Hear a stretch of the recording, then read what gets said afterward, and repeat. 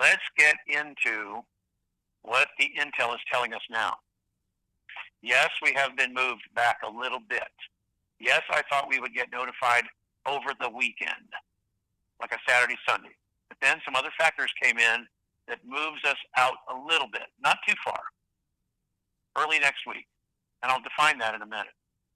What is happening is that there are a few additional banks, and I don't know how many, that did not come to the party, that did not bring in the QFS system and fully integrated. Not too many. I think these are a few leftover renegade banks that they're finding out about, and everybody is getting connected now. If they haven't already, they're getting connected to 4 systems: QFS, Starlink satellite system, the blockchain technology, and the fintech system. Those 4 things are all being fully integrated in all banks throughout the globe. Now, we had a few in the U.S., I think, that we're not quite there. So we're waiting for those to come. Now, we also think that that should be complete by Sunday night. So what else happens on Sunday? You've got the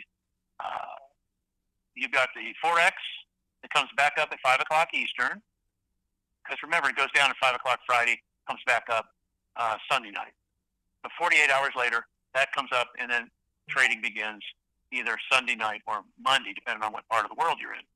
Okay? So that's going to be happening. Now, this is something that was interesting.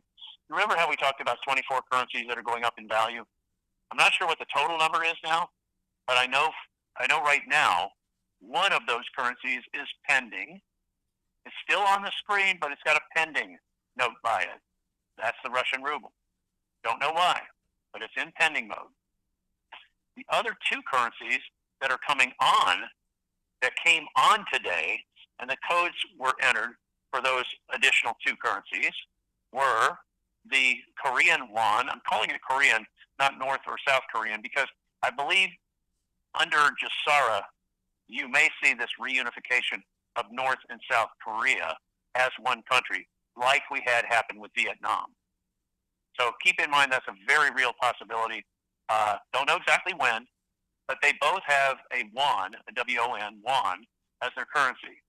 So I think those 2 will come up with one rate for both North and South, and that would be, and their unification or reunification is something we should be looking for.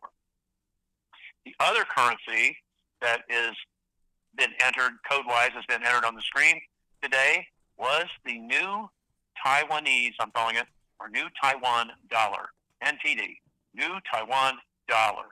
Notice that's a dollar and not a yuan or a yen or a won or anything else. It's cool name, new Taiwanese dollar. So that has been entered. So we've got somewhere in the 24, 25, 26 range of currencies that are going up in value. Now we've got some that are going to stay the same, some that are going to go down in value. Don't know what those are yet. Don't have up-to-date rates yet on Dinar and Dong and Rupiah and Zim and all. We know the Zim's right there at $1. It's not going anywhere. It's at $1 for us, and that's what we had said it would be, and that's what it is. So that's all good.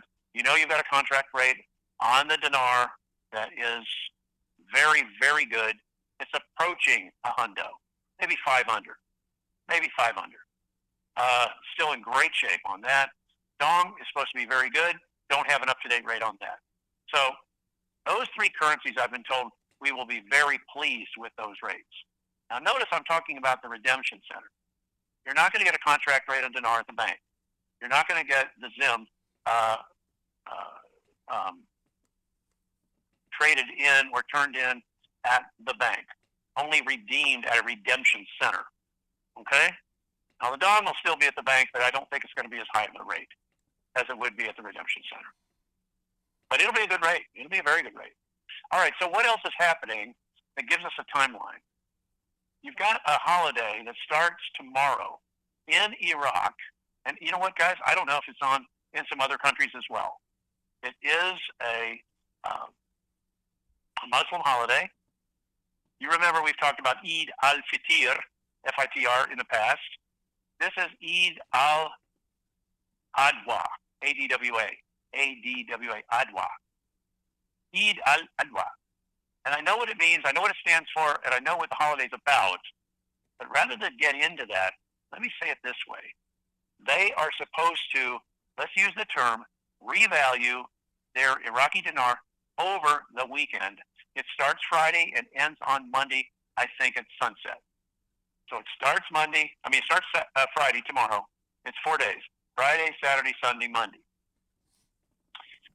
Now, the reason I'm bringing this up is some of you might remember when the Kuwaiti dinar revalued. Guess what? It did the same thing.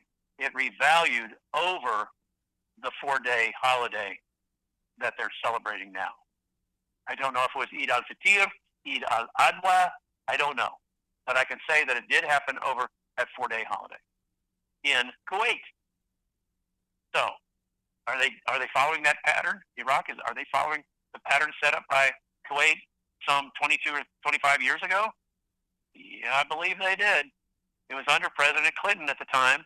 And if you guys look back and notice, we had our budget balanced 2 years in a row under Clinton. Well, guess why? It's because we as a country were invested in Kuwaiti dinar. You think we might have learned something from then? You think we might have a little bit of dinar in our treasury? You think we've got Zim in the treasury? You think we've got a few other currencies in our new U.S. restored republic treasury?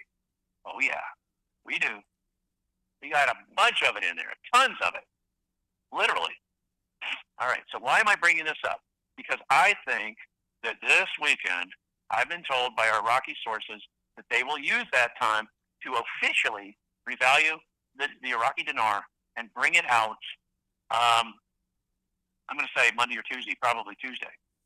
Now, with that holiday happening, why are we dependent on Iraq? Are we dependent? They are the so-called linchpin to all of these currencies revaluing. And I think we're just showing respect to them and just having them revalue their currency, and it could be quite a bit more than it was. I mean, we had a rate at the banks the other day on the dinar that was good. We had a really good rate. It's not where we're going to be on the redemption center screens or on the contract rate at the redemption center, but it was still quite handsome of a rate. So expect that to happen. And what does that do for us? Well, there's more. Wait, there's more. We have, from some sources, things that have happened today, and I can tell you about a few of them. One thing that we got was that the IRS is gone. Now, we're all going to believe that one when we see it. I get that. But the IRS is supposed to be gone. The IMF, the International Monetary Fund, the IMF, is gone. The other thing is the SWIFT system. Remember, that was a system put in place by the cabal so they could use your money instead of sending a SWIFT, what am I trying to say? Instead of sending a bank wire, okay, that would get there in a day, okay, which you can do under the QFS system, it would take up to 13 days for money to be transferred to some countries using the SWIFT system. Well, it wasn't as swift as it sounded, was it? I mean, this was a way for the banks to use that money, trade on it, do whatever they wanted to do with it until that wire went through. And in some countries that you're sending stuff to Africa, it might take a little longer to get there. Well, the SWIFT system is supposed to be gone. That means now, with the quantum financial system, using the fintech, using the Starlink system, using the blockchain technology, you can actually do what's called a ledger-to-ledger transfer. It's almost like transferring money from one of your bank accounts at Chase Bank to another bank account in Chase Bank. Okay, that's how simple it will become. And I believe, remember when you're sending a wire, you had ABA, the American Banking Association. You had an ABA routing number, and then you had your account number. You had to have both of them exactly right. Well, I think under the new system, we probably won't need an ABA routing number anymore. I'm going to wait and see what they actually use to transfer these. It's kind of like sending a Zelle. A Zelle is something that's relatively new in the last couple of years, few years, and piece of cake. Now, they limit the amount you can Zelle somebody, but It's easy to do, and there's no fees for it. There's no fees. Whereas international bank wires, some banks are still charging $50 to send a bank wire across the world. So, all right, we're going to move on beyond that. So we've got those three things that have been eliminated. All right, what are they doing now? What they're doing now is, and I mean as in yesterday and today and through the weekend, I think it'll be done by Sunday night.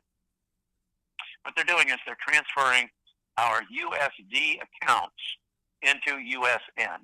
Now, it sounds like a pretty easy thing to designate a USD account to a USN account.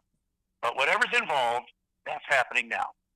And I'm not a techno guy, as you guys know, so I don't know exactly what they're doing to make that happen. But that is happening like today, and it should continue through, I think, Sunday night. That should be done. The other thing is that with the USN designation, United States node is what it refers to. Some call it USN as new, but it's okay. That's our new designation for the new dollar. Okay? And the other thing is, remember, our currency is a Federal Reserve note. What we keep now, what we've got in our pocket now, the cash, well, the new money is a United States Treasury note, USTN. That's already been printed. They're still printing them, but they've got them at the banks, in the drawers, ready to go. They've had them for 2 years at least in the drawers at the banks, and we also have them at the redemption centers ready for us to go in. And I think they're shrink wrapped probably in $1,000 bundles at the redemption centers. And those will be 100s, 50s, 20s, 10s, 5s, and I think we're using the old ones. I don't know that we're reprinting the singles right now, but I think they've got hundos, 50s, 20s, 10s, and 5s at the banks ready for the teller drawers. Now, when are they going to bring those out? I've heard one bank said yesterday to us that they thought that would come out on Tuesday. Well, guess what? I think that's very possible, Tuesday or Wednesday. What are we hearing about our start? We're hearing from our redemption center people today. We heard that they would be, that we would be receiving our notifications on Tuesday. So we're not going to get them over the weekend. We're not going to get them tomorrow, Friday, Saturday, or Sunday, or Monday. But more than likely, we're going to get our notifications with the 800 number on Tuesday. Okay. Now, when do we start exchanges? I think exchanges, based on the time of the day that we get those, we could start exchanging as early as Tuesday afternoon, or if not, we could start exchanges on Wednesday. And that would be, 6 days from yesterday, right? Or from today, a week from yesterday. So it's kind of weird because we've got, it looks like a little bit more time, but we know things are moving through, and the deep state, the cabal, is being moved out of the way. There's a lot going on right now. There's a lot going on behind the scenes. I'm fortunate enough to know a little bit of it, but I have been asked not to say certain things on the call tonight. So I've been careful, like I normally am, not to get into a gray area.